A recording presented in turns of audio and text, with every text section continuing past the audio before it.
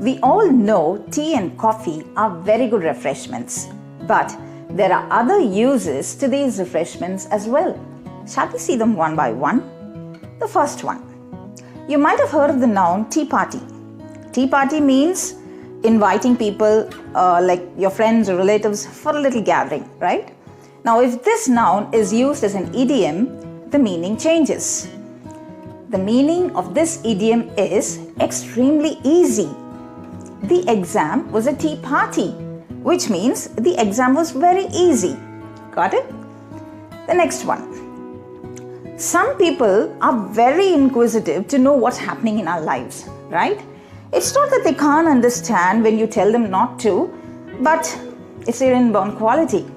In such situations, you can make use of another idiom. Stop prying and sip your tea, which means mind your own business. Sometimes it's the other way around, right? We get too inquisitive to know what's happening around, especially when we gather with a gang, with our members, right? We like to know what's the talk of the town.